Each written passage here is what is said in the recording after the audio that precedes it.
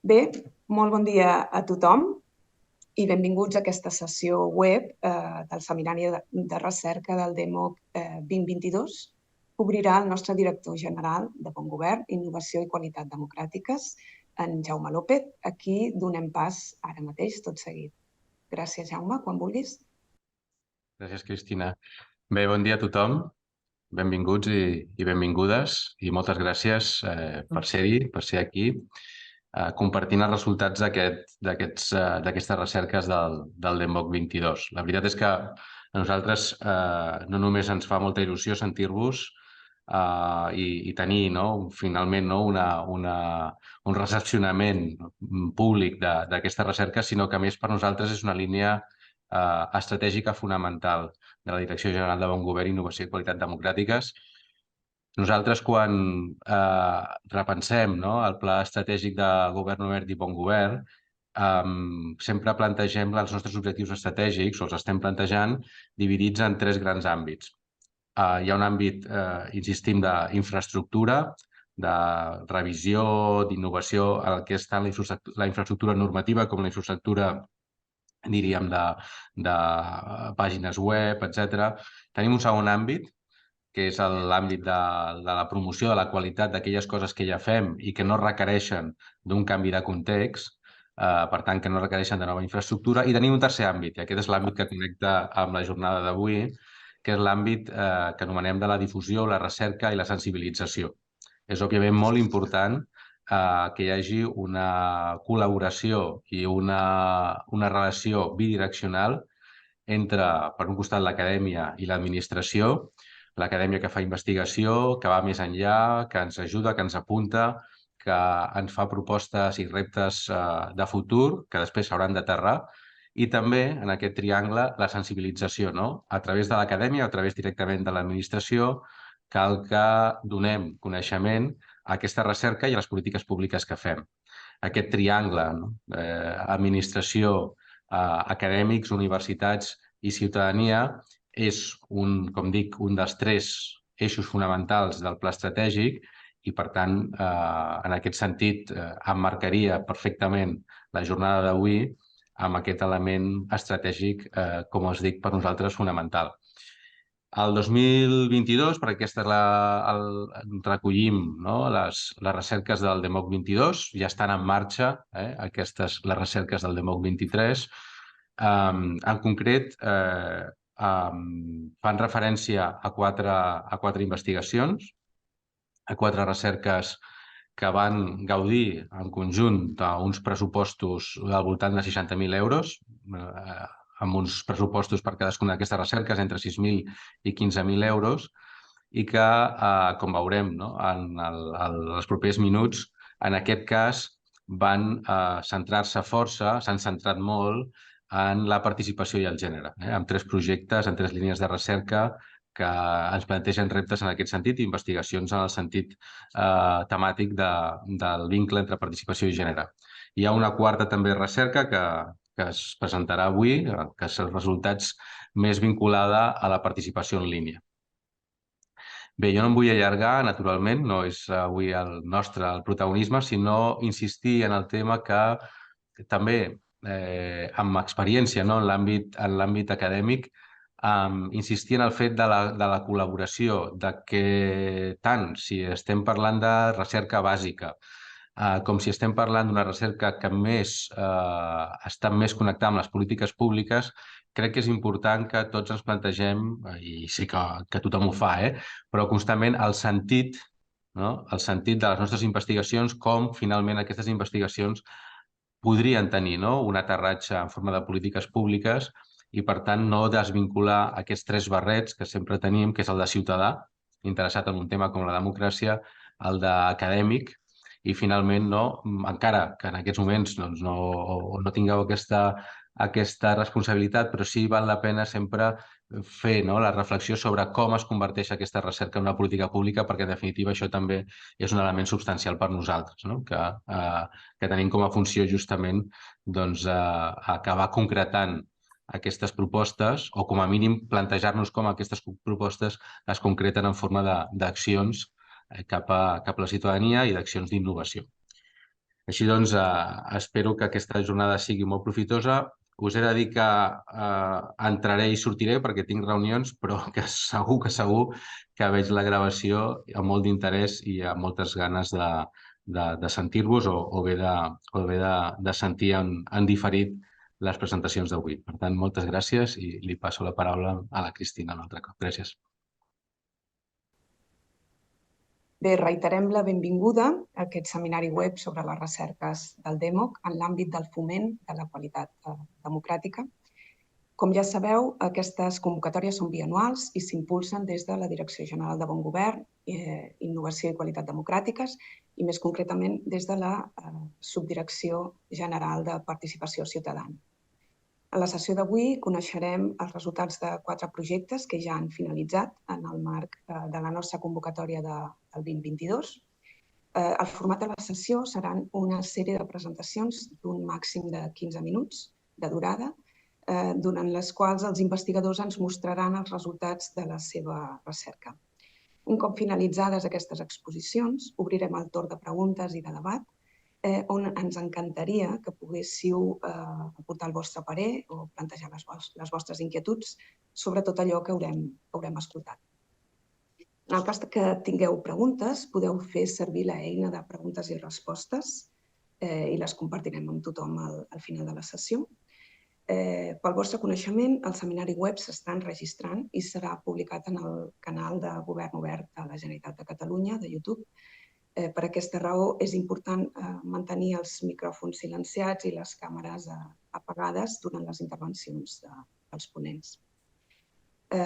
Com ja hem anunciat, coneixerem aquests 4 projectes que s'han desenvolupat acollint-se a la convocatòria DEMOC 2022. Han abordat diferents aspectes de la participació ciutadana. Com el nostre director deia, 3 dels projectes s'han desenvolupat sota l'àrea temàtica de participació i gènere i un d'ells també sota l'àmbit temàtic dels nous reptes de la participació en línia.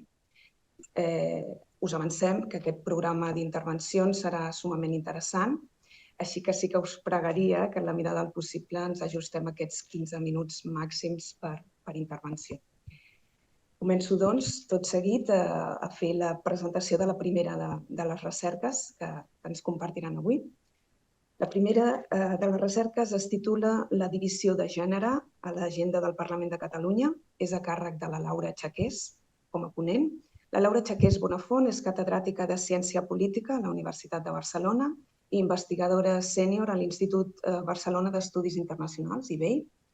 Dirigeix el grup de recerca Qualitat de la Democràcia, que té com a objectiu analitzar la interrelació entre les agendes governamentals, parlamentàries i mediàtiques a través del temps, temes, països i nivells de govern a Espanya, en perspectiva comparada. Actualment, la seva recerca es centra en l'anàlisi de la dinàmica de l'agenda, els grups d'interès, el comportament de les elits polítiques i les xarxes socials. Així que, quan vulguis, Laura, et donem la paraula. Moltes gràcies. Comparteixo la presentació. Molt bé, doncs moltes gràcies per la presentació i per convidar-nos a presentar els resultats de la recerca. Aquesta recerca ha estat realitzada per un grup que, espereu que estic ara, per un grup de recerca, per un equip. Una part de l'equip forma part del grup de recerca sobre la qualitat de la democràcia, que són en Camilo Cristàncio, en Xavier Fernández i Marín, i 2 ajudants de recerca, en Julià Tudó i la Cristina Zapatero. I també una part de l'equip formava part del GEPO Group, que està a la Universitat Complutense de Madrid, que lidera l'Emanuela Lombardo i en el que han participat de forma activa la Paloma Caravantes i la professora Caravantes i la professora Arantxa Elizondo.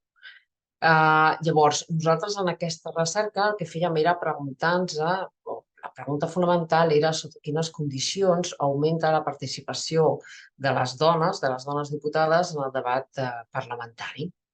Llavors, per desenvolupar-la, nosaltres ens centràvem en les teories, en els estudis que s'havien fet fins al moment, que essencialment són estudis relacionats amb la teoria de la representació política, els estudis de gènere i els estudis sobre la dinàmica de la gent.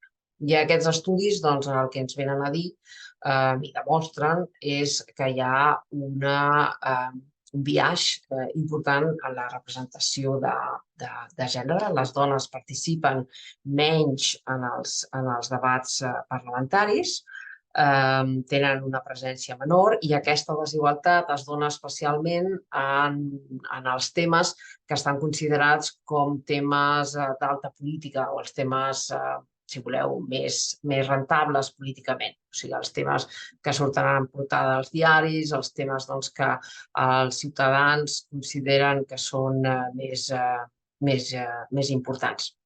I les dones el que fan és participar menys i si participen, doncs participar en els temes que generalment s'identifiquen com a temes de dones, que no només engloben els temes de gènere pròpiament dits, de desigualtat de gènere, sinó també els temes de benestar, relacionats amb política social i de benestar. Llavors, aquest biaix es dona.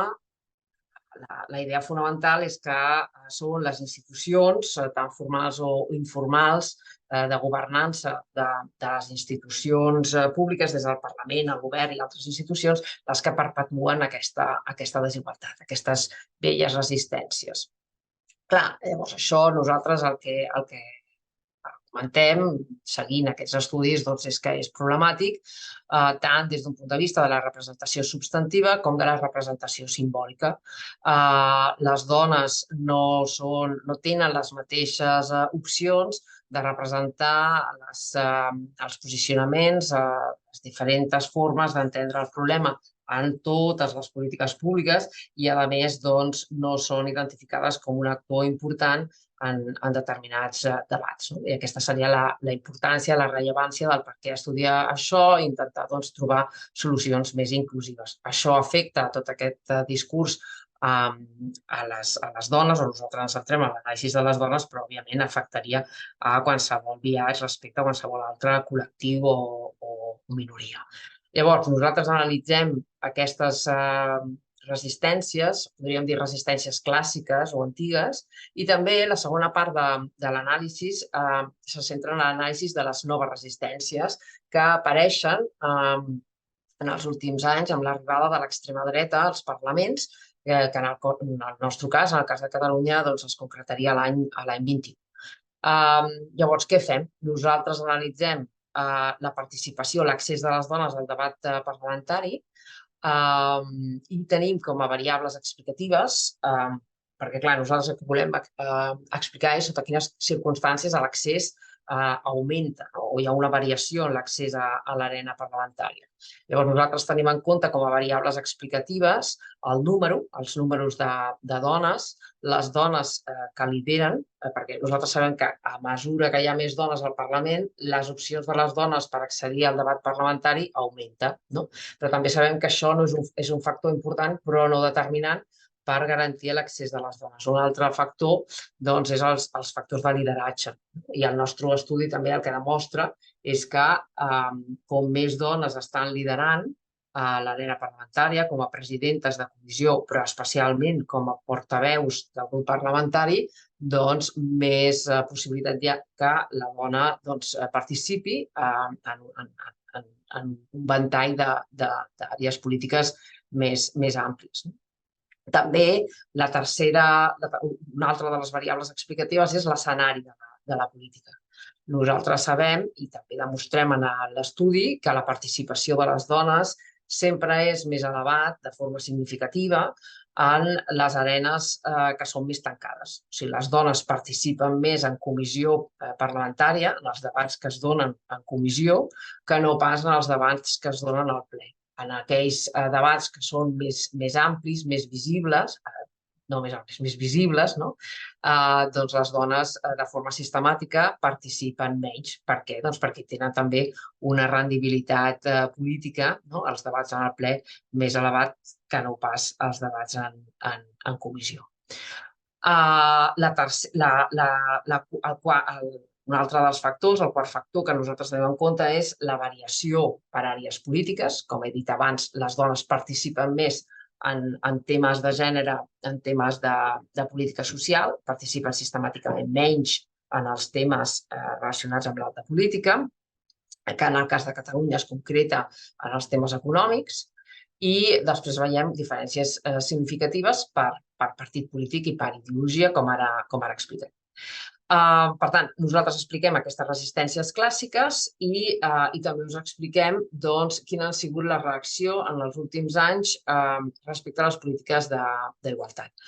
Per fer-ho, nosaltres fem una combinació d'anàlisi quantitatiu i anàlisi qualitatiu. De forma molt ràpida, nosaltres com a grup de recerca, la nostra marca és, una de les coses que fem és crear dades, crear informació, que les podeu trobar totes a la nostra base a la nostra pàgina web, perquè també el que fem és compartir tot el que fem. I l'anàlisi se centra en l'anàlisi de les preguntes orals.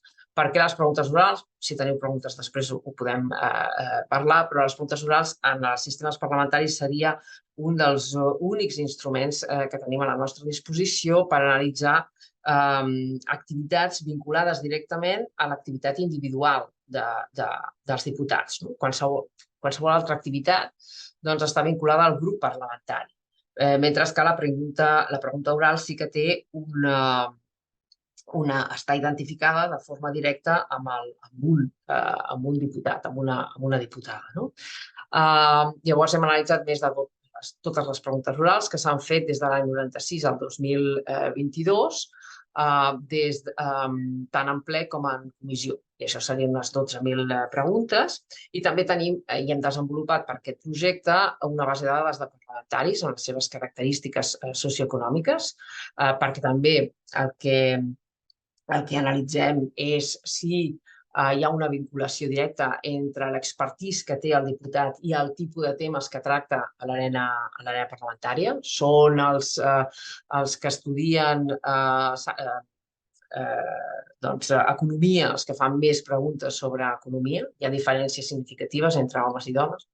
I després també tenim dades sobre les comissions parlamentàries, sobretot aquí és molt important identificar qui lidera les comissions i també lideratge dintre del govern. I la part qualitativa, el que vam fer són 20 entrevistes a membres dels diferents grups parlamentaris, a polítics. Després també vam entrevistar a personal tècnic i a 3 organitzacions de la societat civil. La part més qualitativa, les expertes són el Gay Power Group i jo crec que una de les aportacions d'aquesta recerca és aquesta combinació entre aquesta anàlisi quantitativa i qualitativa i buscar les sinergies positives que es donen entre les dues metodologies. Com us deia, hem analitzat això perquè tingueu idea de les dades, 12.000 preguntes, la meitat es fan en comissió i les altres es fan en ple. Una part d'aquestes preguntes són preguntes al president del govern i una altra a la resta de membres del govern. Però, a veure, he portat dades molt descriptives, però que crec que potser ajuden per fer aquest tipus de presentació de resultats. Com veieu, al gràfic superior, si hi ha a simple vista, es veu que hi ha una participació més important dels diputats. Els diputats dominen el debat a l'arena parlamentària durant tot el període. Si us fixeu en el segon gràfic, aquesta desigualtat o aquesta diferència, és que aquí veiem una diferència descriptiva, és més important en el ple i si us fixeu en l'últim gràfic, la desigualtat és pràcticament inexistent en el cas del debat en comissió. El debat en comissió hi ha una alternança entre diputats i diputades, mentre que en el ple aquestes diferències són significatives i es donen durant tot el període i el canvi es produeix el 2017. Aquí el que veiem és que aquest canvi coincideix en aquesta política que es desenvolupa des del Parlament de Catalunya, orientada a garantir la igualtat. El Parlament de Catalunya, com sabeu, és un dels parlaments més igualitaris que hi ha al món, amb aquest pla d'igualtat, que es comença a implementar de facto el 2019, però que el 2017 ja comença aquest canvi.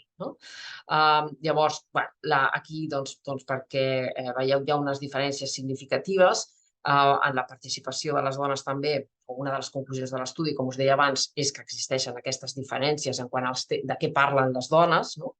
Llavors, aquí, si ho analitzéssim de forma més detallada, veuríem la línia groga són els homes, la línia lila són les dones, hi ha uns temes que fins al 2017 hi ha un domini total per part dels diputats, i que bàsicament és economia i transport. Hi ha uns altres temes, el domini és de les dones. I aquest sempre, i al igual que el que passa per el cas del Congreso de los Diputados, que també ho vam analitzar, és el cas dels drets i la política social, educació i també salut. Però nosaltres el que també veiem és que a partir del 2017 hi ha aquesta tendència cap a la paritat. Però una altra de les conclusions a les que arribem és que a partir del 2017 nosaltres veiem una creixent polarització o diferència entre les estratègies dels partits. A partir del 2017, diguéssim, i això es veu encara més clarament a partir del 21, hi ha uns grups parlamentaris en els quals les dones es tornen invisibles. Un és Vox, que les dones tenen un rol totalment marginal en els debats parlamentaris, però també veiem que partits polítics com Partit Popular i especialment Ciutadans, on les dones havien tingut un paper relativament important, desapareixen. En el cas aquest gràfic, la línia negra seria el que està passant actualment. Llavors, si mireu Vox, Partit Popular i Ciutadans, la línia negra o no existeix o és pràcticament marginal, en el cas de Ciutadans.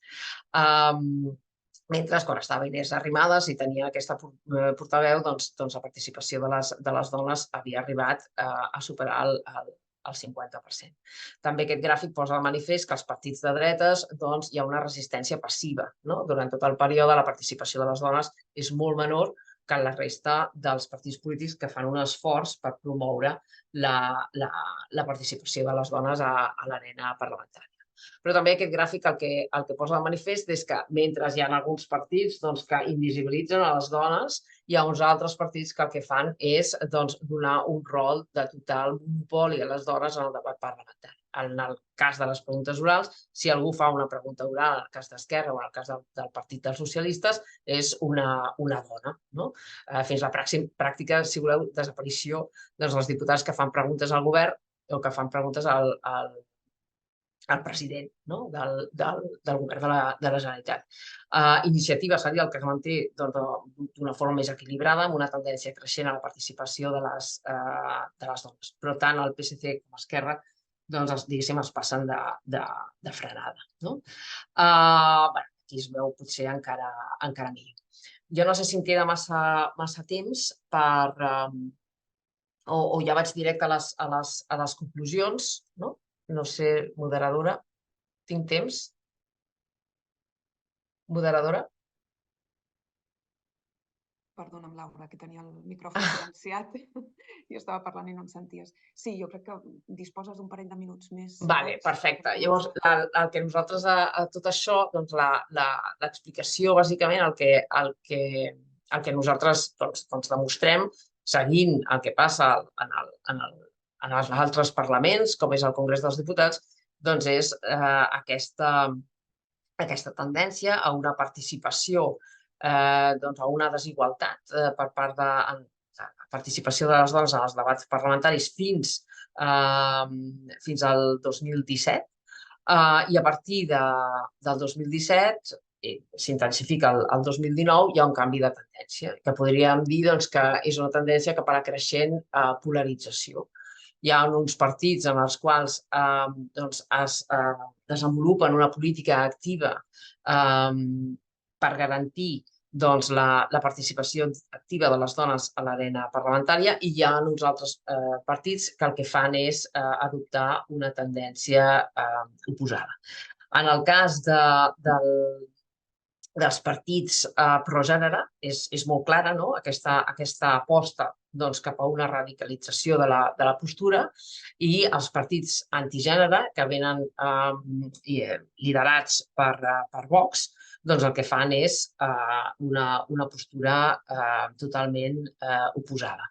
Però aquí s'ha de distingir. Ciutadans i el Partit Popular simplement el que fan és no fer res per garantir aquesta igualtat de gènere i seguir amb una estratègia que nosaltres diem de no decisió, de conèixer aquesta desigualtat però no adoptar cap política orientada a reduir la desigualtat, i en l'actualitat simplement no donar joc a les dones.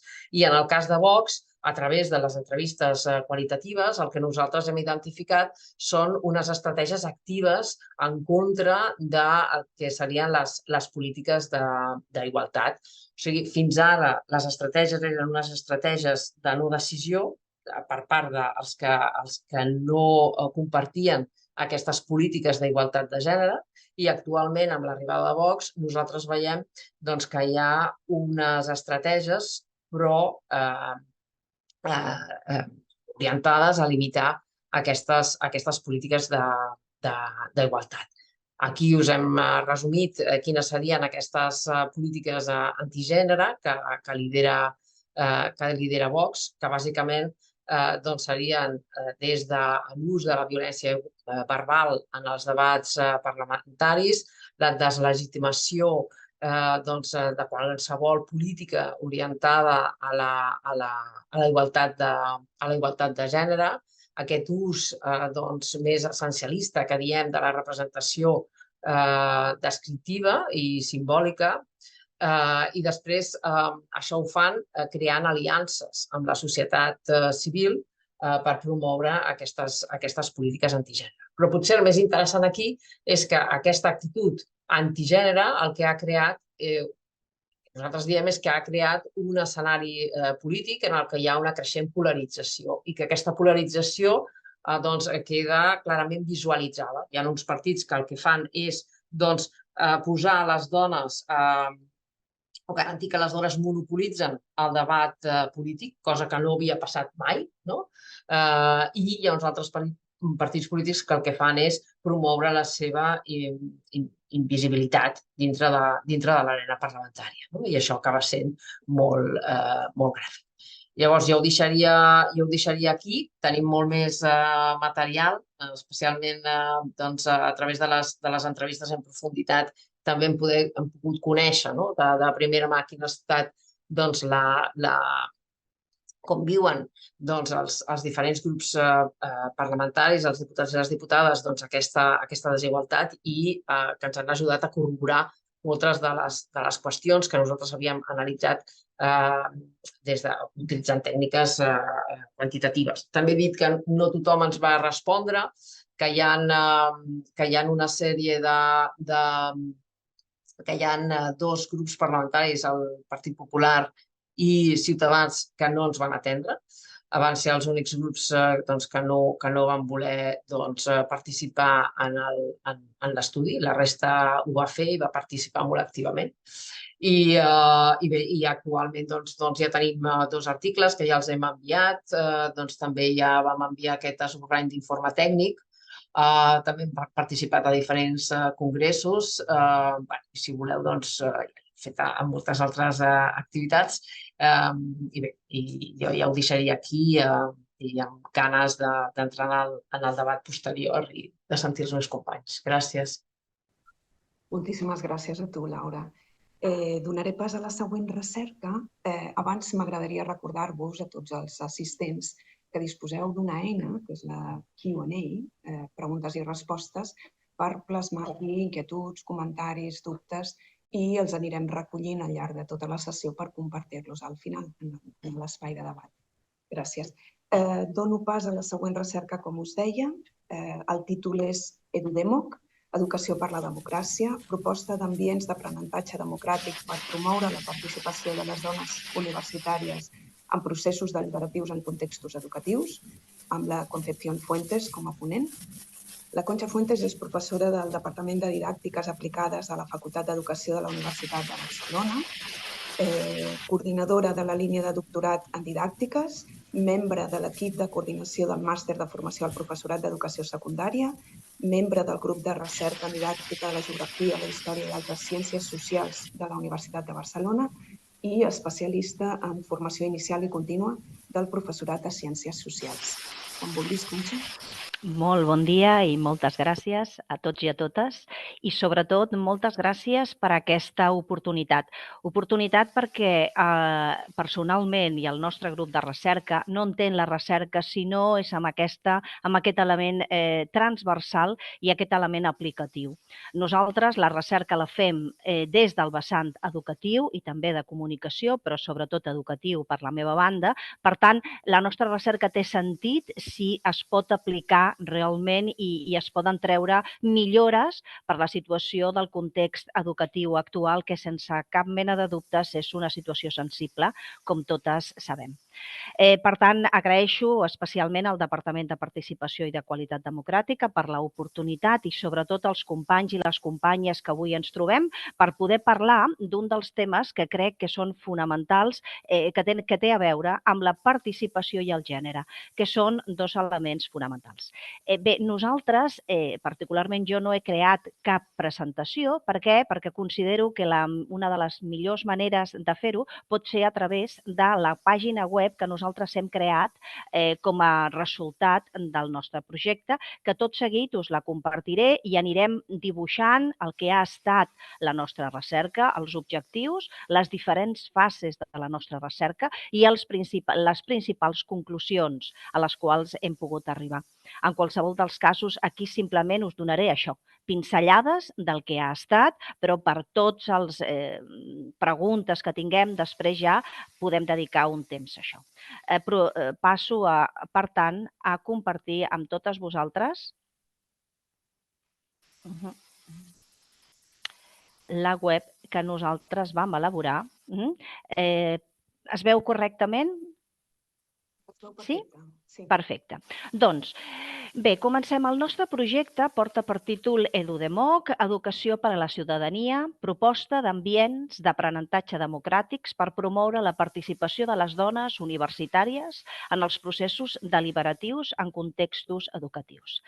Mireu, la justificació i el perquè d'aquest projecte està en relació amb les pròpies característiques del nostre grup de recerca.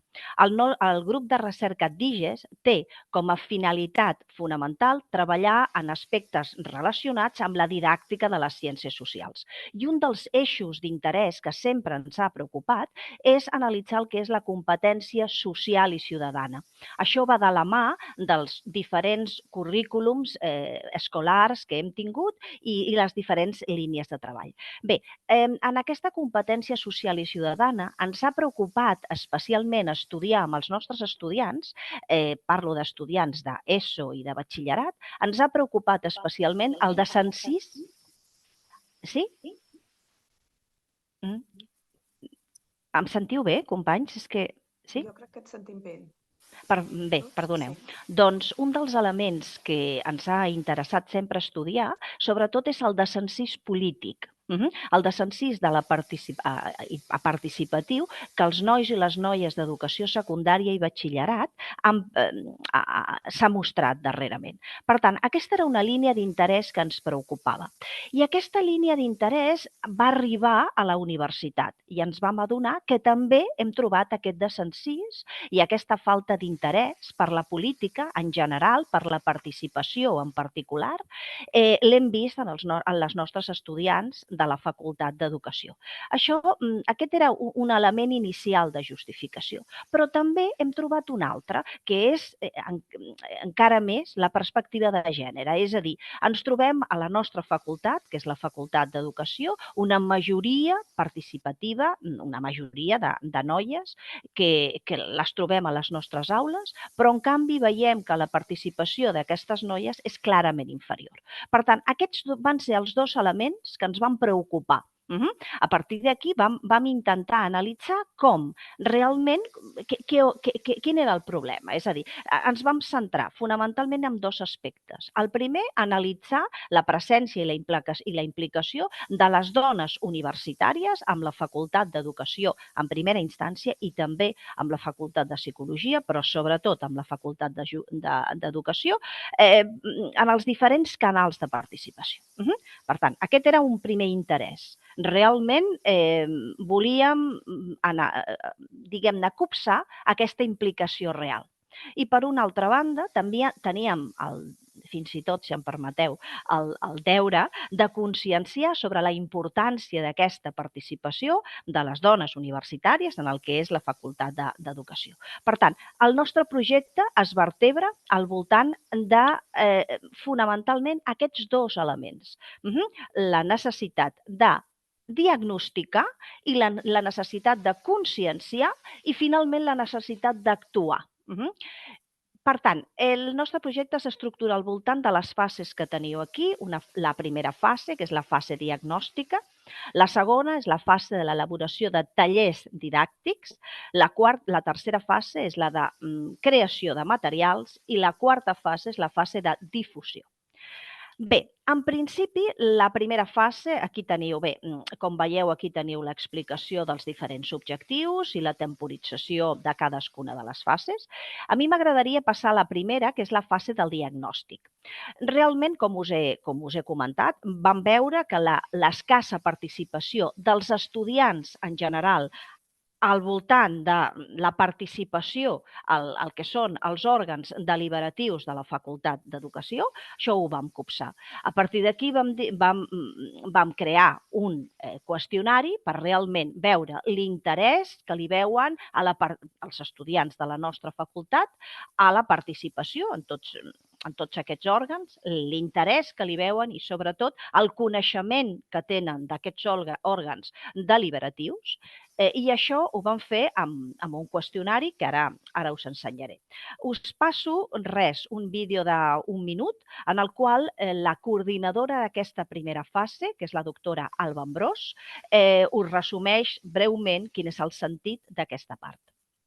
El objetivo general de esta primera fase consiste en analizar los mecanismos y canales de participación que los estudiantes utilizan en la Facultad de Educación dentro de los distintos órganos de gobierno.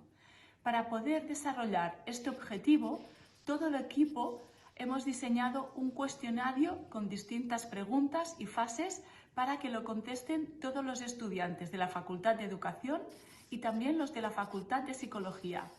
El cuestionario se titula EduDemo y insta a todos a que nos expliquen cómo lo están haciendo para lograr esta participación.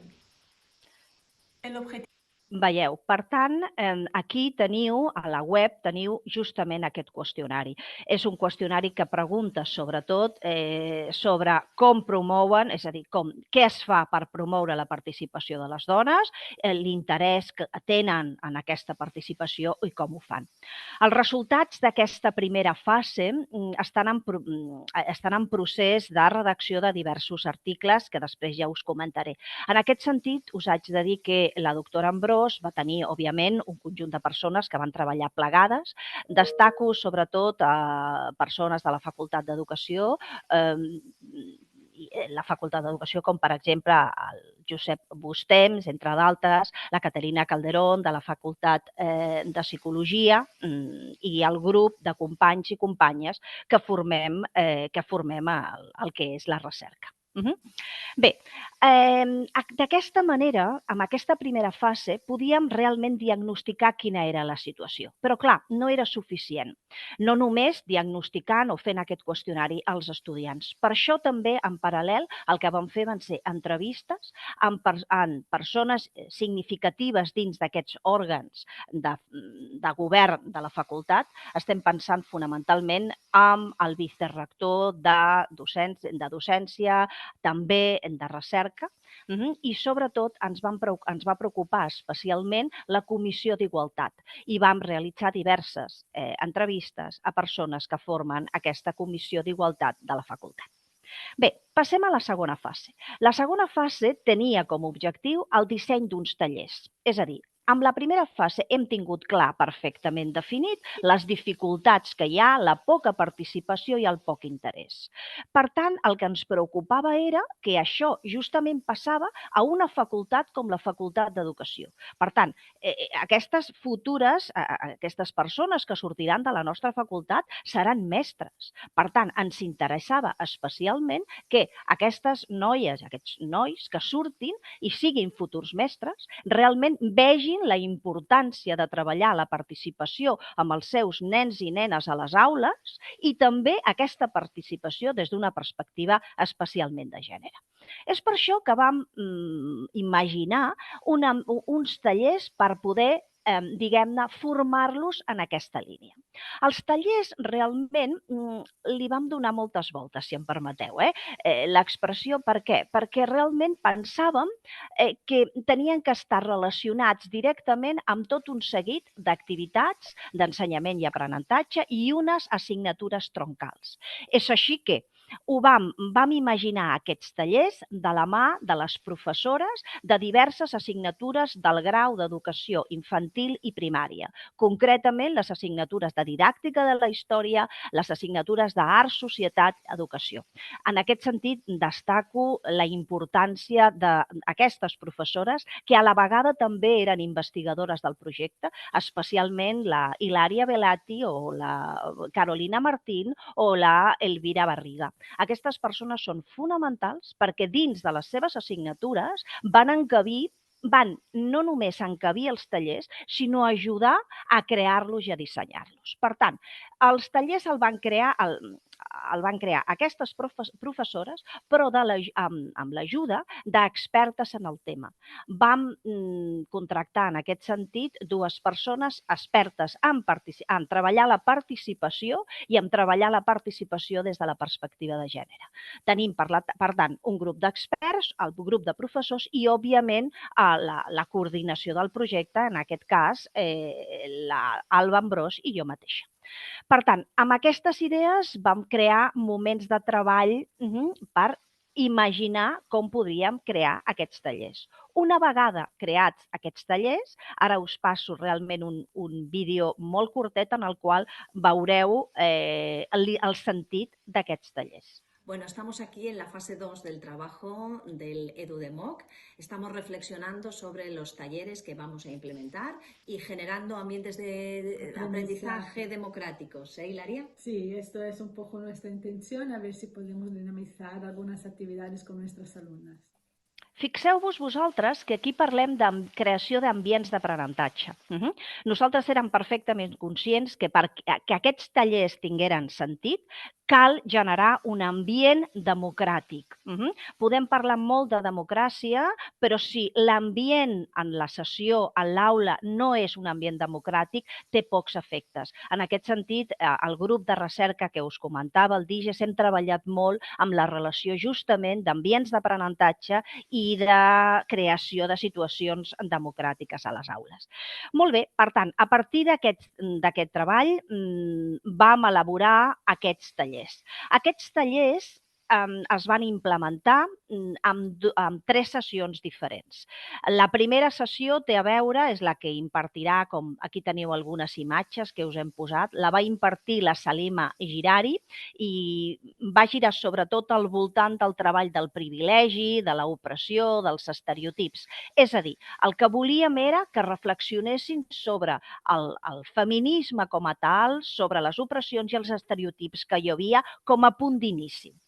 Aquí teniu algunes de les imatges. A continuació, els següents tallers centràvem sobretot amb el tema de la participació, de l'escolta i de la cooperació, i la idea era, partint d'aquesta reconstrucció i reconstrucció del feminisme, una mica és posar a les nostres estudiants i futures mestres d'educació primària realment en la importància d'aquesta participació de gènere i d'aquesta visió de gènere com teniu aquí, com podeu observar. Passem directament ja a la tercera de les fases del projecte, que aquesta per nosaltres era molt important. Per què? Aquesta fase, dirigida per la doctora Carolina Martín i la Tània Martínez, amb la col·laboració nostra de la doctora Llonch, de la Maria José Massanet, de la Madela Fedele, com teniu aquí, de la Judit Sabido o de la doctora Belati, teníem una idea molt clara. Aquests tallers només podien funcionar si hi havia una translació dels aprenentatges a les aules escolars. M'explico. Nosaltres volíem que després d'haver gaudit dels tallers, els estudiants, les noies i els nois, fessin uns dissenys d'activitats d'ensenyament i aprenentatge en forma d'unitats didàctiques, d'intervencions didàctiques o bé d'activitats. I la idea era que les dissenyessin i després, quan anessin a les pràctiques que realitzen en el grau, poguessin aplicar aquests materials que elles mateixes havien elaborat des d'aquesta perspectiva, fomentant la participació i especialment de les nenes i els nens. I aquí, justament, a la web teniu un recull de tots aquests materials, els més significatius, que els nois i les noies han anat creant i que la seva idea ha estat aplicar-la a les pràctiques. No és el moment d'analitzar-les, però realment són força interessants i si teniu curiositat podreu accedir-hi. Això ens porta a la fase final, que és la fase de difusió del projecte. Mireu, ens interessava molt per l'element anterior que us he comentat, perquè per nosaltres la recerca forçosament ha de ser una recerca que millori la situació d'ensenyament i aprenentatge a les aules.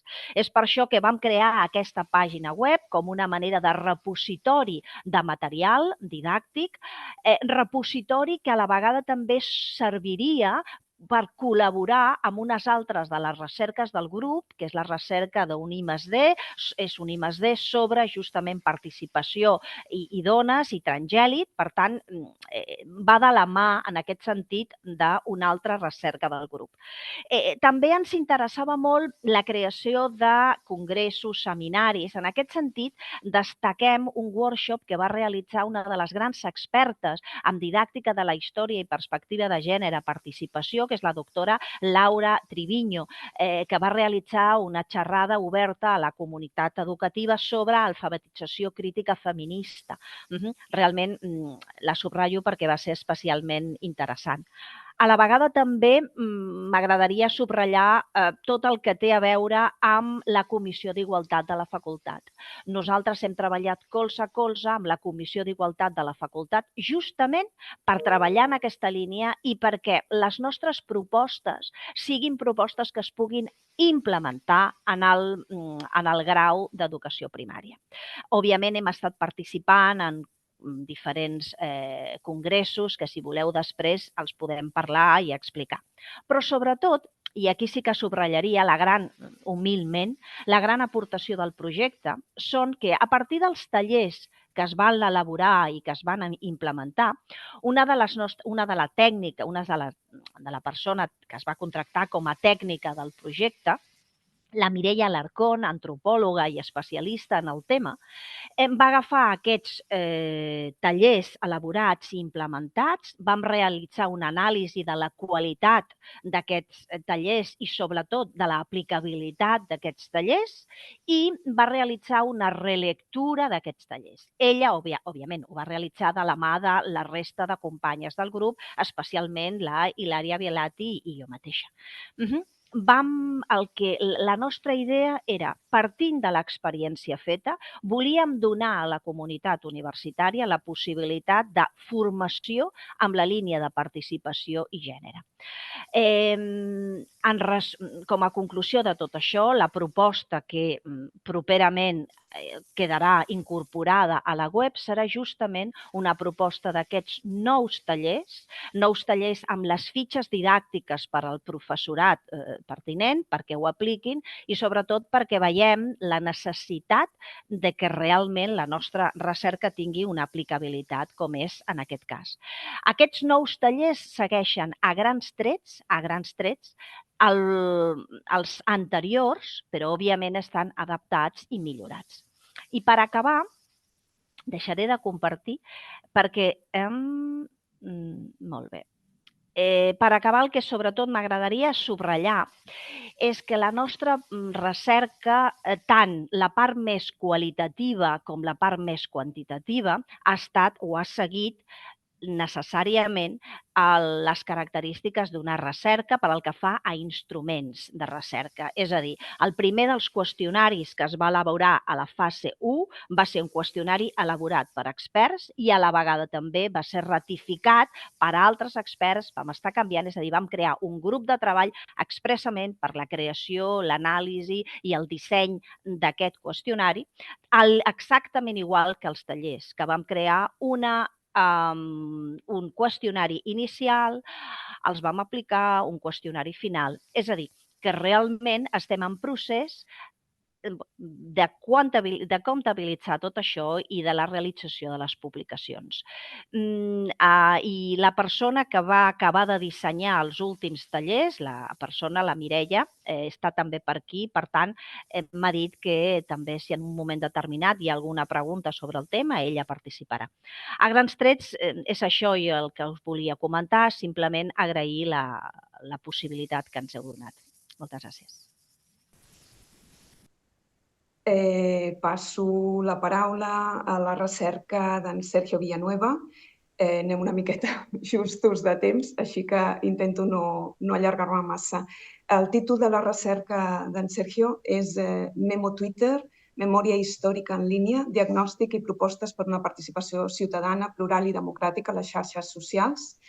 En Sergio Villanueva Baselga és professor agregat a la Facultat d'Informació i Mitjans Audiovisuals de la Universitat de Barcelona i delegat del rector per l'aliança Charm EU. Forma part del grup de recerca DHIGECS.com i del Centre de Recerca CRIC. La seva recerca, eminentment transdisciplinària, es centra en la comprensió de la relació entre els mitjans i la construcció de les identitats col·lectives. Així, té dues línies de recerca fonamentals. Per una banda, la comunicació de la salut sexual i reproductiva i com els mitjans construeixen estigmes de salut. I per altra, la comunicació de la memòria històrica i com els mitjans fan usos del passat per construir identitats en el present. La recerca Memo Twitter, que ara presentarà, es recull dintre d'aquesta darrera línia de recerca. Quan vulguis, Sergio. Vale, moltes gràcies, Cristina. Es veu bé la presentació? Es veu perfecte. Es veu? Vale. Llavors, perfecte. Gràcies, Cristina, i gràcies per l'oportunitat de difundir els resultats de recerca d'aquesta recerca finançada dintre del programa de MOOC. Vaig directament explicar el projecte. El projecte, com ha explicat la Cristina, es diu Memo Twitter i és una recerca per entendre com la memòria històrica es construeix en línia. Els relats de memòria històrica es construeixen en línia i quines diferències existeixen quan la memòria històrica s'explica a través dels mitjans tradicionals i s'explica a través de Twitter. Primer, he recalcat que aquesta recerca avui dia ja no es podria realitzar des que Twitter es va passar a anomenar X és una xarxa menys transparent i abans existia una API acadèmica que permetia fer un anàlisi molt exhaustiu amb grans quantitats de dades, que és el que us mostraré ara. Aquesta API amb MyKiss ja no existeix, aquest tipus d'anàlisi ja no es pot fer. No sé si això canviarà en el futur, però des que Twitter ha canviat, aquest tipus d'anàlisi que us presentaré ja no es pot fer. A veure... Ui, perdó, ara. L'agenda del que presentaré avui, primerament breument de l'equip, objectius de la recerca, resultats, divulgació que hem fet, conclusions de la recerca i algunes publicacions que ja tenim publicades. Qui forma part d'aquest equip? L'equip està composat per gent de la Universitat de Barcelona, concretament del grup, com has comentat, Cristina, DIGEXCOM. Aquest grup de recerca, al que pertany també la Conxa, que ha parlat abans, està composat per persones que estem a la Facultat d'Informació i Mitjans Audiovisuals, és a dir, que som de comunicació, i persones que estan a la Facultat d'Educació a la didàctica de la història, llavors que estan especialitzats en la didàctica de la història. DIGEXCOM, per tant, és un grup de recerca interdisciplinari on estem molt acostumats a parlar des de diferents disciplines, a treballar en conjunció de diferents disciplines. Aquest projecte, a més, per ser transdisciplinari, el que ha fet és afegir una entitat de memòria històrica i treballar molt estretament també aquesta entitat, que és Memorial Democràtic, i al Memorial Democràtic hem desenvolupat sobretot la primera fase del projecte de recerca. L'objectiu principal d'aquesta recerca ha estat estudiar la construcció de memòries històriques per part de mitjans de comunicació i per Twitter per conèixer en quin grau contribueixen a la participació ciutadana plural i democràtica i proposar maneres per millorar aquesta participació. És a dir, entendre com la memòria històrica, que la memòria històrica és un relat sobre el passat, és un ús del passat. Hola, Tomàs, com estàs? Soc Armand Balcibre. Truca'm quan vulguis i concretem la data de reunió. D'acord? S'ha colat un... Sí, us demanaria, sisplau, als assistents que mantingueu els micròfons silenciats mentre estan intervenint els ponents. Gràcies.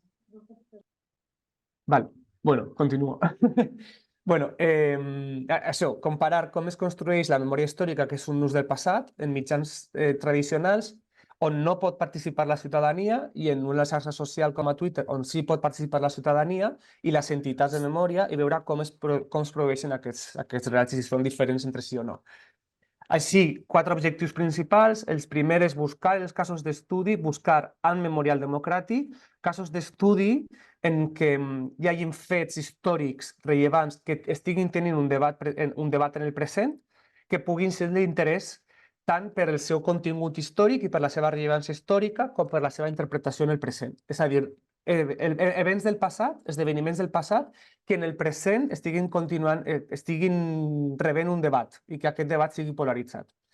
El segon objectiu és, a partir d'aquest cas d'estudis, cartografiar com els mitjans tradicionals, especialment la premsa, està construint aquest relat de memòria, aquest relat de memòria històrica. El tercer serà fer el mateix anàlisi de veure com s'està construint aquest ús del passat, aquesta memòria, però a Twitter, i com està sent aquesta conversa a Twitter. I finalment, a partir d'aquestes dades, proposar eines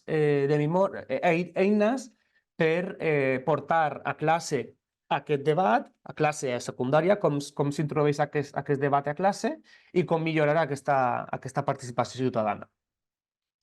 Així bé, vaig per cadascun dels 4 objectius. El primer és els casos d'estudi. Al Memorial Democràtic vam fer un taller de design thinking, un taller de cocreació, on vam acordar quins són els esdeveniments històrics de rellevància que generen un debat en el present. I vam acordar aquests dos esdeveniments. En primer lloc, el debat al voltant de si es retira o no es retira el monument commemoratiu de la Batalla de l'Ebre a Tortosa. Aquest document és un document franquista que està construït a la desembocadura de l'Ebre en Tortosa. Hi ha un debat molt intens sobre si aquest monument es treu o no es treu. En aquest cas, aquest debat té sobretot 2 eixos principals de debat. Un eix esquerra-dreta en l'escenari polític i un altre eix que és un eix dintre dels partits nacionalistes catalans.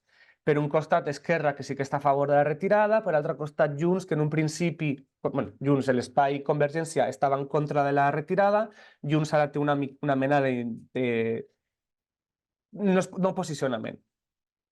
L'altre esdeveniment era la conversió de la comissaria de Via Laietana en Barcelona en un monument de memòria.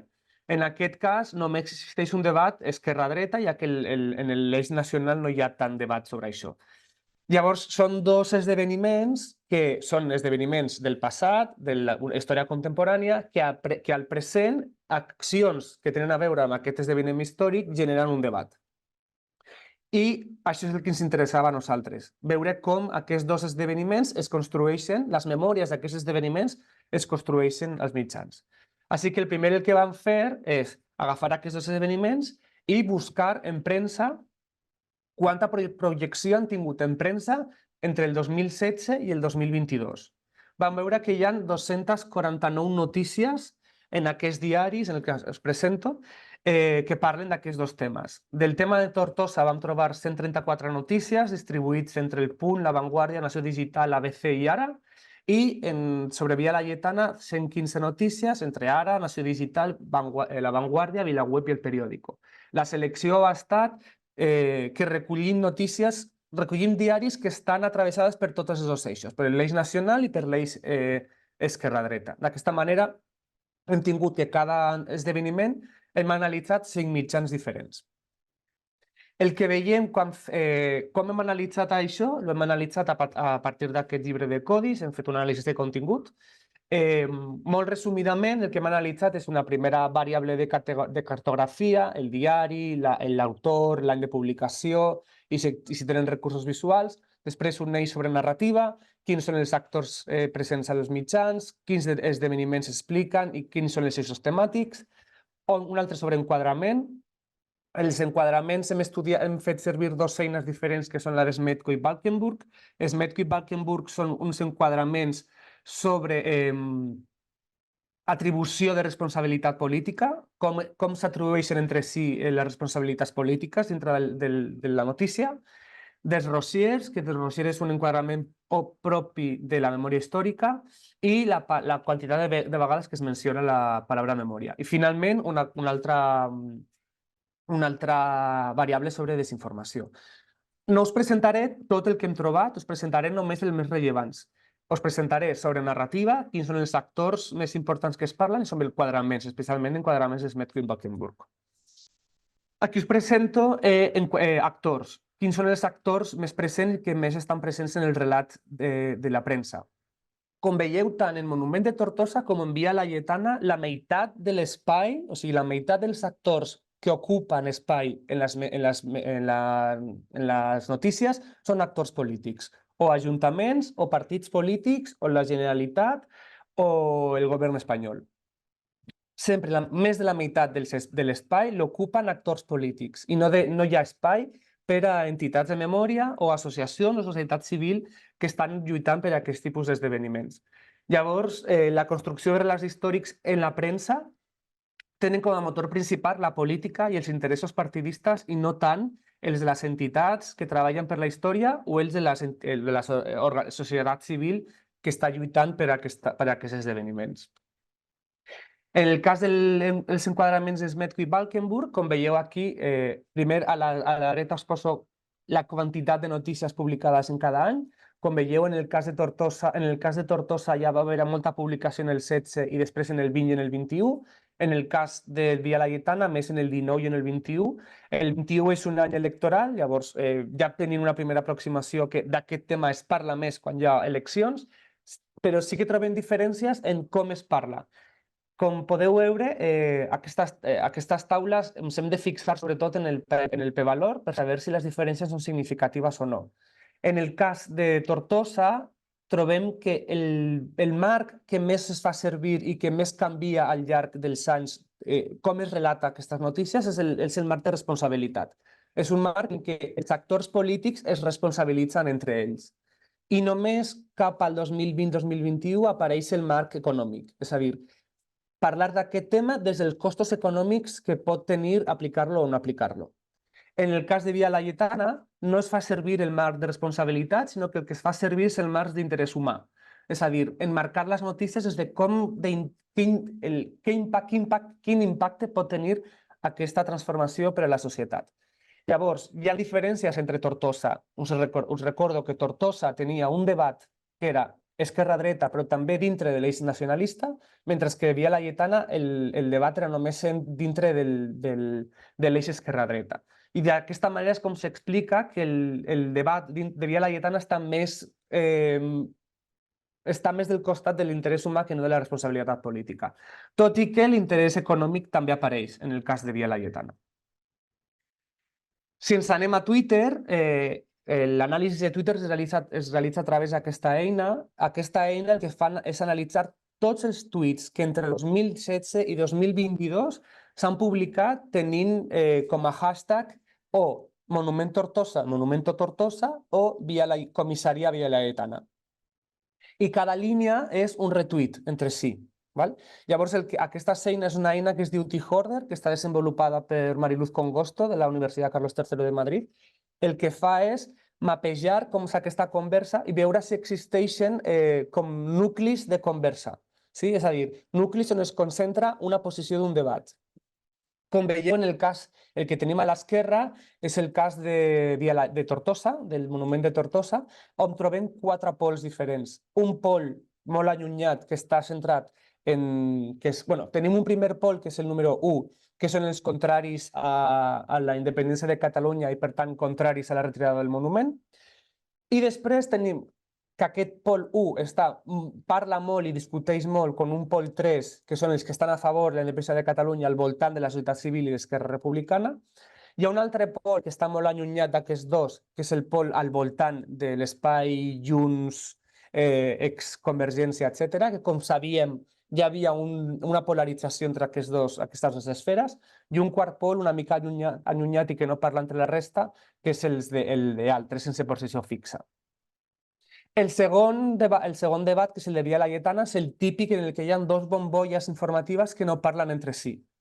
Com veieu, hi ha 2 bombolles amb nuclis que estan molt relacionats entre si, que estan molt a prop, però que entre si no parlen molt. I en aquest cas és clar, la bombolla 1 són els contraris a que existeix la transformació de Via Laietana en un espai de memòria, que són els que estan el punt 1 són els que estan a favor d'aquesta transformació, que són actors a favor de la independència de Catalunya, mentre que el segon pol és un pol contrari a aquesta transformació i que a la vegada són contraris a la independència de Catalunya o són polítics de dreta. Llavors es reprodueix el debat que havíem vist en el cas de la premsa. Llavors, grans conclusions és que la construcció de memòria històrica es fa a través dels interessos polítics i no dels interessos de les entitats de memòria històrica i que a més es fa tenint en compte els calendaris electorals i amb els arguments presents en aquestes convocatòries electorals i no tant per els arguments d'història o de reivindicació d'aquests esdeveniments històrics. Accions de divulgació que hem fet amb aquest projecte, a part d'això, com sabíem, hi havia un objectiu específic quart, que són propostes didàctiques. El que vam fer és, amb aquests resultats, hem creat un canal d'Instagram que es diu Sortint de la bombolla, on expliquem què són els biaixos cognitius, com aquests biaixos cognitius participen en la recepció d'informació i, en concret, hem fet un parell de vídeos explicant com això impacta en la construcció de memòries històriques. Si us interessa, us deixaré els links i si a algú li interessa, li puc passar per mail els links. Així com a grans conclusions és que a la premsa els esdeveniments s'han relatat en funció del calendari electoral i que els actors són majoritàriament polítics i que s'utilitza sobretot per a fer oposició política. En cas de Twitter, el que hem vist és que els 2 esdeveniments generen bombolles informatives, demostrant que són accions molt polaritzades i que aquesta polarització és diferent en els dos esdeveniments. En un genera 3 pols que discuteixen molt entre si amb un quart pol que està una mica allunyat d'aquest debat i en el segon existeixen 2 bombolles informatives que no parlen entre si. Això com impacta en les entitats de memòria? Doncs que les entitats de memòria, com hem vist, no estan presents en aquest debat, ni en la premsa ni en Twitter. Llavors, han d'invertir o en recursos o en personal que reforci els seus àmbits de comunicació perquè puguin posar la seva veu en aquest debat i portar-lo cap a l'espai històric i de la rellevància històrica d'aquests fets. Han de rebre formació en xarxes socials i potenciar el que poden fer per influir en aquesta transmissió d'informació. I han de guanyar sobretot independència dels partits polítics i dels processos electorals. Els seus calendaris no han de ser els mateixos calendaris que els electorals. I ja per últim, per explicar, aquesta recerca s'ha presentat en 2 congressos, un nacional i un internacional, i tenim acceptada ja una publicació en format de capítol i una altra publicació que està en procés de revisió en una revista de memòria històrica que es diu Memory Studies. I moltes gràcies per l'atenció. Moltíssimes gràcies a tu, Sergio. Dono pas ara a la darrera intervenció. El títol és Ser dona en un món digital, ciutadania, participació i compromís a les xarxes socials, a càrrec de l'Anna Escofet com a ponent. L'Anna Escofet és professora de la Facultat d'Educació i és la investigadora principal del grup de recerca consolidat Entorns i materials per l'aprenentatge. Quan vulguis, Anna. Sí, bé, bon dia. Moltes gràcies per la invitació. A més, compartim taula, diguem, o estona amb companyes de la facultat, o sigui que hola també. Mireu, clar, anem una miqueta malament de temps. A mi no em sap greu si quan sigui l'estoneta em voleu dir, Cristina, em voleu tallar. Vull dir que ho dic perquè si no, no ens quedarà temps. Llavors, en tot cas, aquest és un projecte de recerca que hem desenvolupat amb companyes de la Universitat de Barcelona, de la Universitat Oberta de Catalunya i de la Universitat de Sevilla, i també amb persones amb alguns responsables tècnics o amb responsables tècnics d'alguns punts Òmnia de Catalunya, diguem. Partíem d'una primera constatació, que és la que posa aquí la introducció, que sabem, diguem, tant per temes de revisió bibliogràfica com per recerques prèvies, que és aquesta diferència que hi ha entre dones i homes pel que fa a l'ús de les tecnologies digitals. I sabem que les dones en fan un ús molt més relacional i que no se senten a gust amb entorns competitius. Això és així des que hi ha tecnologies digitals, diguem, des que hi ha recerca sobre el tema, des de fa molt de temps. Però també ens adonàvem o també veiem que s'ha fet molt poca recerca sobre com les dones se senten com a ciutadanes digitals, ciutadanes en entorns digitals. I és per això, que vam plantejar aquesta recerca, que tenia 2 grans objectius, que són els que podeu veure aquí. El primer és analitzar la participació ciutadana de les dones a través de les tecnologies digitals, i el segon és, ha estat elaborar guies per fomentar la participació digital de les dones. Llavors hi havia diferents subobjectius. En el primer cas tenien a veure amb conèixer el nivell de participació ciutadana de les dones, identificar factors predictius de participació ciutadana i també perfils de participació ciutadana en entorns, diguem, mediats per tecnologies, i el de l'elaboració de guies tenia 2 subobjectius. El que diu aquí, un primer d'identificar limitacions, accions i estratègies, i un segon de codissenyar guies, dèiem nosaltres en aquell moment en diferents formats, que aquest és el que ha canviat, com ara us podré ensenyar. Pel que fa a la metodologia, vam preparar un disseny mixt, perquè necessàriament per donar resposta al primer objectiu havíem de fer un estudi per enquesta, per fer aquesta primera radiografia, i per donar resposta al segon objectiu ens plantejàvem una metodologia qualitativa que combinava entrevistes a persones expertes i sessions de codisseny. Pel que fa al primer objectiu, resultats. Aquí hi ha molta informació, però en tot cas només faig com un breu resum. Pensem que la nostra població eren les dones participants en punts Òmnia de tot Catalunya, d'acord? No eren qualsevol perfil de dones, sinó dones que van als punts Òmnia. de tota aquesta població vam trucar a la porta de tots els punts Òmnia. Finalment ens van respondre 175 dones, amb aquesta mitjana d'edat que veieu que és de 50 anys, amb un mínim de 19 i un màxim de 89 anys. La majoria eren nascudes a Catalunya. La meitat tenien estudis superiors. Una gran majoria ens deien que accedeixen a internet amb el telèfon mòbil i que utilitzen les xarxes socials per accedir a, aquí deia, temes socials, polítics, econòmics, culturals. Què més? També ens deien que quan són a casa un 63% es connecten diverses vegades al dia, és a dir, que es connecten molt sovint, i quan són a la feina un 47% diversos cops al dia. I què més? Finalment, com les dues darreres idees, el 89% ens deien que no utilitzen internet per accions exclusives de dones i un gran percentatge, també un 62%, ens deia que ser dona influeix en la participació en accions socials o polítiques, fossin digitals o no digitals o presencials.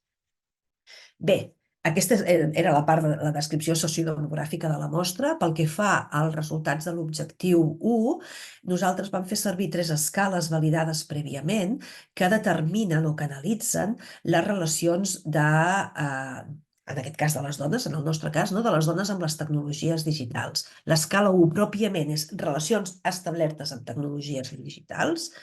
L'escala 2 és empoderament en relació a les tecnologies digitals i l'escala 3 és pròpiament sobre mesurament, diguem, de la ciutadania digital. Totes les escales estan referenciades a la memòria, però si algú estigués interessat, òbviament també podem compartir-ho. I llavors, quins han estat els resultats? Doncs, de manera molt breu, en relació a l'escala 1, les relacions establertes amb les tecnologies digitals, les puntuacions de tot el grup són relativament elevades, força elevades, les relacions són bones. En relació a l'escala 2, aquí les puntuacions són moderades, és a dir, quan les dones s'han de definir, diguem, quant de còmodes i confortables se senten en relació a les tecnologies, doncs aquí és 70 punts sobre 105. I finalment, en relació a la ciutadania digital, les puntuacions són molt baixes.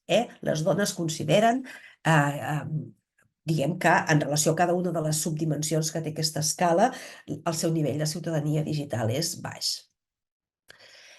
Un cop, en una segona part de l'anàlisi, diguem, vam fer una anàlisi per clústers i vam obtenir dos clústers, 2 perfils diferenciats. Això ens interessava molt poder-ho veure. Llavors ens deia el que veieu aquí, el perfil de dones amb major participació ciutadana són dones que se senten apoderades en relació a la tecnologia, amb uns 42 anys de mitjana, i el perfil 2, que és de menor participació ciutadana, són dones d'uns 50 anys de mitjana que se senten més insegures en relació a la tecnologia. Un cop fet això, vam anar al segon objectiu.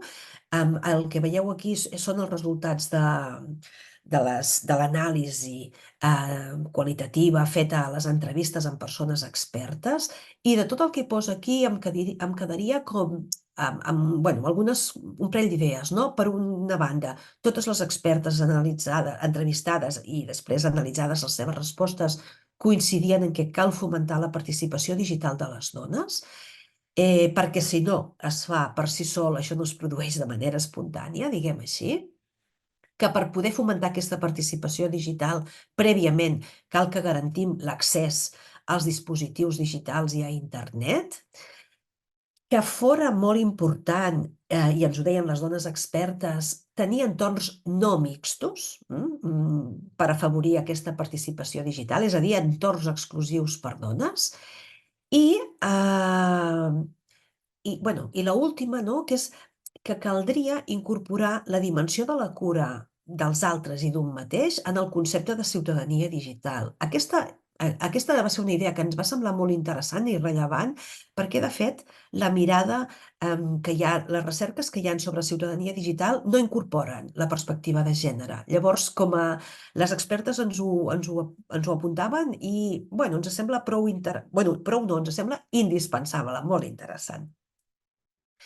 I ja finalment, en relació al segon objectiu, vam fer les sessions de codisseny amb 3 grups, aquí sí que ho volia dedicar-hi 10 segons més, amb 3 grups de dones. Un eren dones majors, majors de 70 anys, ho vam fer a Valls, que tenien accés a internet però que se sentien molt insegures en relació a aquest accés a internet, diguem, i en tot el que representaven. Hi havia moltes pors amb el que representaven les tecnologies. El grup de Codisseny 2 eren dones universitàries, totes elles. Per tant, tenien un ús de les tecnologies molt elevat i se sentien, estaven molt empoderades en relació a les tecnologies. I el grup 3 el van fer a Ripoll i eren un grup de dones d'una franja d'edat un ventall d'edat molt ampli, que totes elles dones migrades, que tot i tenir problemes en accedir a internet feien un elevat ús de les tecnologies digitals a nivell relacional i, per exemple, per fer el seguiment de l'educació dels seus fills i filles. Bé, fruit del d'aquest procés de codisseny en aquests 3 grups, vam veure en primer lloc que aquell objectiu que teníem de fer diferents tipus de guies era molt complicat poder-lo ajustar i que en aquest sentit era imprescindible adoptar una perspectiva interseccional en quan penséssim també les guies, i això ens va fer que finalment féssim una sola petita guia que en un sentit estricte no es podria considerar de guia, sinó que vol ser una eina de divulgació de com les xarxes socials permeten que les dones, diguem, es construeixin com a ciutadanes digitals. I aquí hi ha l'enllaç, i en tot cas també el podem compartir en qualsevol moment. Finalment, conclusions. Una conclusió, o sigui, n'hi ha moltes més en el treball, però en tot cas aquí per la presentació havíem posat una idea que ens sembla que és la idea clau, que és que des de les administracions, des de les entitats que treballen amb les dones, evidentment cal abordar l'educació per la ciutadania digital, però, i aquí és el punt que marquem, que cal fer-ho amb una mirada de gènere i interseccional, i que això cal fer-ho per 2 motius. Primer, per superar la bretxa digital, els diferents nivells de bretxa digital, tant en relació a l'accés a internet i a dispositius tecnològics com a l'apropiació que fan les dones d'aquests dispositius. I, pròpiament, en segon lloc, diguem, per garantir el desenvolupament del mateix concepte de ciutadania digital. Clarament hem pogut veure que les dones utilitzen els entorns digitals i les xarxes socials com a usuàries, sí, ho fan, compren, llegeixen, s'informen, es comuniquen, s'envien fotografies, són usuàries passives, si pensem en la terminologia clàssica, però que no fan el pas a ser ciutadanes a l'àmbit digital, no participen de manera activa en aquests entorns digitals desenvolupant el concepte de ciutadania, i que per fer això necessitem aquest desenvolupament, diguem, de programes educatius i de promoció del que és la ciutadania digital. I res més per part meva. Gràcies. Moltíssimes gràcies, Anna. Ara, tot seguit, passarem a obrir el debat i el torn de les preguntes que hem pogut anar recollint. Si m'ho permeteu, abans de recollir i compartir aquestes preguntes, m'agradaria llançar un parell de preguntes, de reflexions a tots els ponents, recollint aquesta idea que mencionàvem abans, que totes aquestes recerques s'han pogut agrupar, diguéssim, sota 2 eixos temàtics clarament diferenciats i que, òbviament, són coincidents amb les prioritats temàtiques de la nostra convocatòria. D'una banda estarien el tema de participació i gènere que aglutinaria les recerques dels grups de la Laura Chaqués, la Concha Fuentes i l'Anna Escofet. I d'altra banda, en l'àmbit dels nous reptes de la participació en línia, estaria el treball del grup del Sergio Villanueva. Tot i que, si em permeteu l'opinió personal, el treball de l'Anna Escofet quasi estaria en un punt d'intersecció entre els dos eixos temàtics. Bé, les preguntes o les reflexions generals serien respecte al primer bloc, el de participació i gènere. Tot i que heu abordat espais i problemàtiques molt diferents, sí que es poden extraure com elements de diagnòstic comuns. Un d'ells clarament seria la subrepresentació de les dones en els espais, en els àmbits deliberatius, en els espais de pronunciament i de decisió. I la pregunta seria una mica, considereu que és més difícil identificar aquests mecanismes informals de gènere que perpetuen aquestes diferents pràctiques o praxis i, per tant, les conseqüents desigualtats? I l'altre, en referència al segon bloc, els reptes de la participació en línia, heu assenyalat que hi ha un ús i una participació desigual a les xarxes, una mancança en un cas d'una mancança de presència de dones i també d'alguns agents que podrien generar un relat diferent, com seria el cas de les entitats de memòria històrica. La pregunta seria una mica, un perfil baix o un ús voluntàriament menys visible equival necessàriament a una participació deficitària a les xarxes? Llenço aquí i preneu la paraula qui preferiu de vosaltres. Bé, doncs a mi sí que m'agradaria fer un comentari en relació a la primera qüestió. Realment, si és difícil d'identificar aquests mecanismes que porten a perpetuar aquests estereotips. La resposta per al que nosaltres hem treballat en els grups de discussió dels tallers, la resposta és sí. Realment ens ha costat molt quan ens vam reunir amb les estudiants del grau, realment elles no n'eren conscients de que realment hi havia aquest problema, aquesta manca de participació i que realment el gènere era un dels condicionants. I estirant de la corda, si em permeteu, un dels problemes que hem tingut és la falta de consciència. Per tant, nosaltres vam passar d'analitzar qui som, estereotip, d'intentar analitzar per després reconstruir una altra mirada, perquè realment aquesta mirada ens passa a totes. Per tant, jo crec que en el cas, estic parlant en el cas de les nostres estudiants, les futures mestres, subratllo això, perquè en definitiva aquestes futures mestres continuaran o no aquests estereotips. Per tant, si més no, el gran objectiu és conscienciar de que realment aquestes desigualtats existeixen, que venim d'uns estereotips i que siguin conscients elles de clarificar-los per després reconstruir. Per tant, sí que va ser per nosaltres, en la nostra recerca, molt difícil aquest element i vam tenir que partir de la base justament d'això, de que siguin elles conscients i que realment copsin o siguin capaces de veure les conseqüències que això porta a les aules escolars o a les futures aules escolars.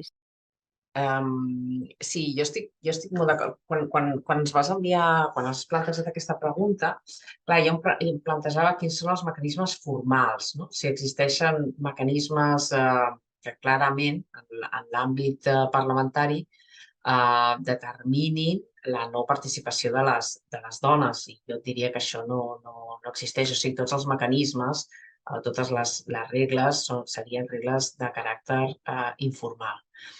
I totes elles són molt difícils d'identificar i d'analitzar. Per això penso que és molt important que combinem recerca que sigui quantitativa, però també qualitativa. Una de les conclusions, una de les coses que a mi m'ha agradat més d'aquest projecte és poder fer aquesta combinació entre el que seria un anàlisi més de dades i llavors, sí, és molt complicat i el que us vull dir és que només amb l'anàlisi de les dades això no ho pots fer i que has de preguntar a les persones implicades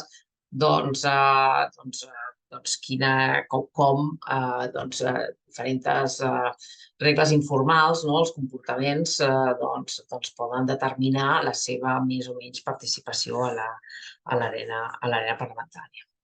No sé si voleu afegir alguna cosa més. Tenim preguntes per compartir amb vosaltres. Si voleu, les llegim. Jo anava a fer una breu reflexió sobre el que vas preguntar, Cristina, en el cas de si per les entitats tenir un perfil baix podria ser la solució, no? En el moment que fem recerca transdisciplinària i volem que les entitats socials i que la societat civil en general participi de la recerca i conegui com són els funcionaments de la recerca, per nosaltres és molt important fer-los, per a aquestes entitats, fer-los clar la importància que té la comunicació, el món de la comunicació, ser present als mitjans. Els polítics i les entitats polítiques saben molt bé com fer servir els mitjans i tenen molt accés als mitjans i sobretot en temes de memòria històrica hi ha d'haver-hi un racionament històric darrere de les actuacions que es fan. O sigui, quan es fa una acció, darrere hi ha molta recerca històrica, hi ha molts historiadors i historiadores que han treballat en aquest tema. Posar en valor el treball d'aquestes associacions i d'aquestes investigadors i investigadores és fonamental i per això han de tenir present com funcionen els mitjans, tant els tradicionals com els online, i que moltes vegades els debats passen allà i la resolució dels debats estan allà. Llavors, han de conèixer com funciona. Tenir un perfil baix pot servir en alguns moments, però quan un debat s'agita, el que hem vist, que en el 2021 aquest debat va estar molt present i va ser perquè hi havia unes eleccions. Ells han de tenir present que aquestes coses passen, i intentar que, si no volen que aquesta decisió estigui presa per un debat electoral, fer accions de comunicació abans perquè quan arribi aquest debat electoral el debat ja tingui certa forma. Per això jo crec que sí que han de tenir certa formació i certa inversió de recursos en temes de comunicació. Sí, claríssim, Sergio, totalment d'acord. Passem, si us sembla, ara a traslladar-vos aquestes preguntes dels assistents. Us dono pas al meu company, en Gerard, que ha sigut qui s'ha encarregat de recollir-les. Sí, el Josep Ramon Morera ens ha fet arribar diverses qüestions. La primera és per la Laura Chaqués. La pregunta és que heu analitzat l'evolució de la presència de diputades, el del nombre i el percentatge, en el transcurs de les diferents legislatures i la seva presència també en nombre i percentatge per partits polítics? Si hem analitzat el número, sí. Sí, nosaltres el que fem és analitzar quantes vegades, o sigui, quantes preguntes orals, per concretar, fan els diputats i les diputades des de l'any 96 fins a l'actualitat, en ple i en comissió. Llavors, tenim la base de dades, conté moltíssima informació, des del partit polític a la comissió en la que fan la pregunta, el tema del qual parlen i després característiques socioeconòmiques dels diputats, característiques de la comissió, el fet que hi hagi més dones a una comissió doncs fa que les dones també parlin més en aquella comissió. O sigui, nosaltres, la variable dependent seria el percentatge de preguntes que fan les dones al llarg del temps i les variables explicatives serien, per exemple, número de dones a una comissió determinada o el número de dones que són, o si la dona, perdó, si la presidenta de la comissió és una dona. Llavors seria una variable d'AMI, 0,1. O si l'altra que és, si és lideressa, si és portaveu. O sigui, l'equació seria aquesta. La variable dependent seria el volum d'intervenció i després controlem per tota una sèrie de variables independents que no us ho he ensenyat al PowerPoint, però diguéssim aquest seria el model, però que clarament el model informa corrobora les nostres hipòtesis. I sí, clar, una de les variables que tenim en compte és quantes dones hi ha i si hi ha una correlació. El resultat precisament el que diu és que els números importen, si cada vegada hi ha més dones que participen al debat parlamentari, però això no és un factor determinant i hi ha diferències significatives per temes. En economia, les dones, malgrat ha incrementat el número de dones al Parlament pràcticament fins a la paritat, només un 25-30% de les preguntes les fan les dones en economia. Seria aquesta la història. No sé si responc a la pregunta. Sí, en aquest sentit, el Josep Ramon també ens preguntava que si no es referia tant a les preguntes de diputats i diputades, sinó al nombre per gènere i partit per poder-ho creuar amb el percentatge segons el gènere. Que vol dir que a Vox, per exemple, no hi ha participació perquè tampoc no hi ha cap diputada. No, això no pot ser, primera perquè des del 2007 això ja no pot ser, de fet que s'implementa a partir del 2009, hi ha una llei que garantitza la paritat de gènere, o sigui, els partits polítics no poden no tenir dones, d'acord amb aquesta llei al Parlament. Llavors, hi ha partits que apliquen aquesta llei de quotes que repeteixo, en el cas del Parlament de Catalunya s'implementa per primera vegada en les eleccions del 2010. Llavors, això implica que si utilitzen un sistema, diguéssim, molt progènere, doncs hi ha pràcticament el mateix número de dones que d'homes al grup parlamentari. Si és com Vox, doncs aquest percentatge arriba més o menys al 30%, perquè ja s'ho fan anar bé per confeccionar les llistes a cada una de les circumscripcions electorals, doncs per no garantir aquesta paritat. Òbviament, si no hi haguessin dones, això no tindria sentit, però sí que hi ha dones, si no m'equivoco ara, no sé si són 9 o 10 les diputats que té Vox, i d'aquests, doncs, un terç se n'en té 10 i d'aquests hi ha 3 que són dones. Però no poden existir actualment al Parlament, qualsevol dels parlaments a Espanya o a les comunitats autònomes, no pot existir un grup parlamentari que no tingui dones. I si hi ha algun partit polític que només guanya un representant, òbviament, és diferent. Però és que això no pot existir. D'acord, en aquest cas ho comentàvem com un exemple. Després hi ha una pregunta per la Concepció Fuentes. Hi ha algun motiu que expliqui per què, llevat de la presentació de 3 professores, en la resta dels vídeos l'idioma que fan servir és el castellà? Sí, he contestat al xat, en aquest sentit. S'està fent, a veure, som conscients d'aquest tema i estem fent un canvi. Vam fer 2 enregistrament en català i un altre en castellà i s'han posat en castellà, però ara estem fent el canvi. Per això hi ha 3 en català i la resta en castellà. La idea és que puguin estar en els 2 idiomes, però som conscients que la situació és aquesta i estem actualitzant la web en aquests moments. Gràcies. Entesos. I parlant escofet, si heu considerat l'oportunitat de fer una anàlisi similar sobre una mostra d'homes anàloga per confrontar les percepcions i resultats segons el gènere. No ho hem considerat perquè no era el focus de la recerca i perquè no ens interessava, diguem-ho així, però en tot cas no vol dir que no sigui interessant. El que passa que les mirades que tenim hem de pensar, quan es fa recerca en aquest àmbit de les tecnologies digitals, el biaix de gènere hi és moltíssim i per tant el que nosaltres volíem era no fer anàlisis comparatives, perquè n'hi ha moltes d'anàlisis comparatives fetes, sinó saber exactament què és, com viuen les dones les xarxes socials i com es viuen a elles mateixes com a ciutadanes digitals. Per això no ho hem fet. Doncs, increïblement, al final donarem compliment amb el temps previst i hem d'anar tancant aquest espai de debat i iniciar la cloenda de la sessió. Us recordem un cop més que aquesta sessió s'està enregistrant i que es penjarà al canal de Govern Obert de YouTube en breu.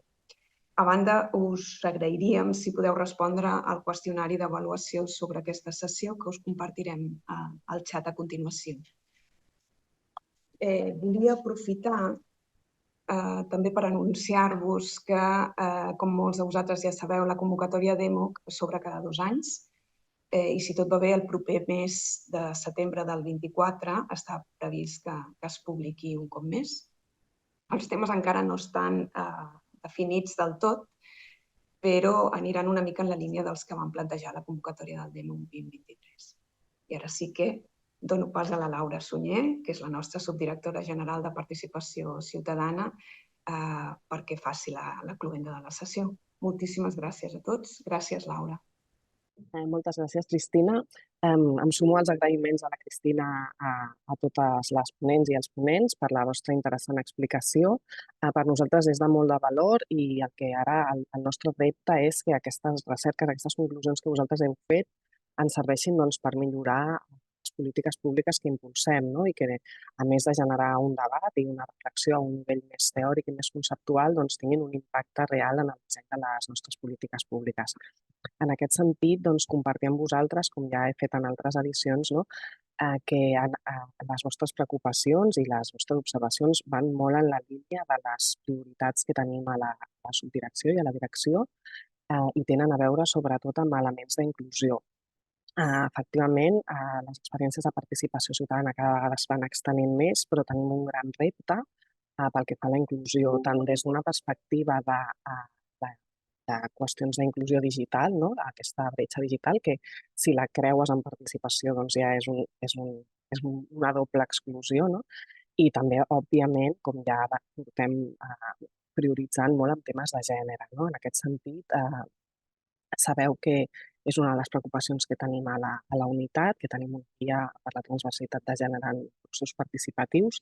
També la nova llei, que encara no està aprovada, però que estem preparant l'avantprojecte per elevar-lo, fa molt d'èmfasi en que hem de posar les condicions perquè la participació sigui efectiva, no sigui només un dret formal, i en aquest sentit hem incorporat elements molt innovadors que esperem poder tirar endavant, que tenen a veure amb la previsió d'espais de cures per espais de deliberació, la previsió de permisos i flexibilitat horària, canals diversos, digitals, presencials, i de fet poso l'exemple de l'Assemblea Ciutadana pel Clima, que ara és un projecte que està, aquest dissabte vam fer la tercera sessió, per primer cop en un procés participatiu hem activat un servei de cures perquè les persones cuidadores de nens, que normalment són dones, puguin assistir en igualtat de condicions en aquestes sessions. També destacar que coincidim molt amb les polítiques de memòria històrica, amb la importància de no fer polítiques estètiques. Són temes molt sensibles per a tant la participació ciutadana com la memòria històrica, que si la ciutadania percep que no es fan realment amb una voluntat de transformació i de reconeixement, sinó per qüestions més estètiques, això agreuja molt la confiança cap a les administracions. Per tant, en aquest sentit coincidim i compartim aquesta preocupació, i en aquest sentit també la llei que estem preveient, a diferència d'altres lleis de participació ciutadana, posa molt d'èmfasi en aquest compromís institucional amb la participació ciutadana, amb aquesta voluntat d'escolta activa i de transformació real d'opcions que encara no estan decidides o de revisió de les que ja estan. Per tant, estic molt, em tranquil·litza que quan l'acadèmia es posa a investigar arriba a conclusions molt similars a les que la nostra pràctica diària ens porta. Per tant, moltíssimes gràcies de nou i esperem, amb la Cristina també tenim el repte aquest ara que no s'acabi aquesta trobada aquí, sinó de poder continuar col·laborant amb vosaltres perquè efectivament aquesta transferència i impacte del coneixement tan important que heu generat es tradueixi en les nostres polítiques. Moltes gràcies. Moltíssimes gràcies a tots i donem per tancada aquesta sessió. Gràcies. Moltes gràcies. Moltes gràcies, companyes, moltes gràcies. Moltes gràcies.